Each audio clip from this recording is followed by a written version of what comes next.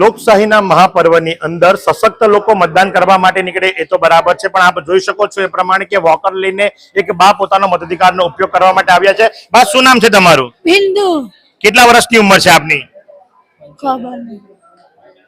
75। કેટલા વખતથી આ રીતે ચાલે છે? એ હમણાં 1 વર્ષ જેવું ઓપરેશન કરાવ્યું। અચ્છા, તો એ પોતાના મતાધિકારનો ઉપયોગ કરવા માટે તમે એમને લઈને આવ્યા, બરાબર? હા।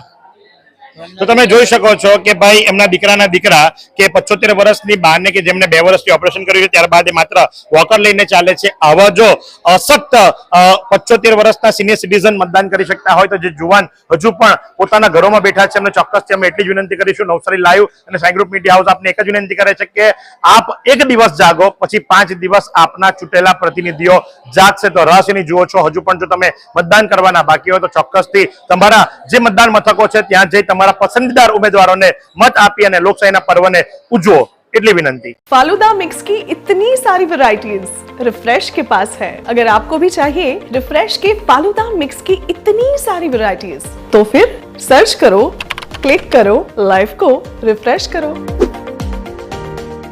અમે અત્યારે વોર્ડ નંબર 4 માં આવ્યા છે અને વોર્ડ નંબર 4 નો વિરાવર સ્કૂલ ખાતે જે મતદાન થયું છે ત્યારે ઉમેદવાર છે તેઓ જે ઉંમરવાળા કાકા છે તેમને લઈને મતદાન કરવા લઈને આવ્યા છે। કાકા, શું કહેશો? શું નામ છે આપનું? ગોપાલભાઈ મુંગાભાઈ। ગોપાલ કાકા, અહીંયા શા માટે આવ્યા છો તમે? મત આપવા માટે।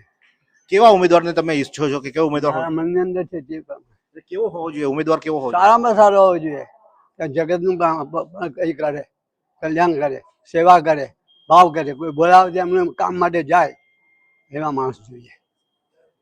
તો તમે ઉમેદવાર છો, શું કહેશો? કેવું વાતાવરણ છે તમારું? અમારા જે વોર્ડ નંબર 4 માં છે એ વાતાવરણ એકદમ સારું છે, કોઈ પ્રોબ્લેમ નથી। અને જે વધારે અમારા ઉંમરવાળા જે વ્યક્તિ છે, જે દાદા લોકો છે, એમને હું લઈને આવું છું સાથે જ।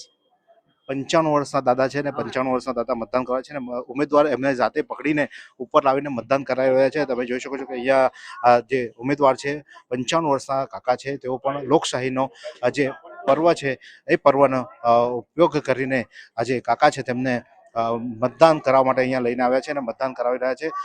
જોઈ શકો છો કે લોકોમાં કેવો ઉત્સાહ છે। 95 વર્ષની ઉંમરે લાકડીના સહારે રિક્ષામાં અહીંયા મતદાન કરવા માટે આવે છે।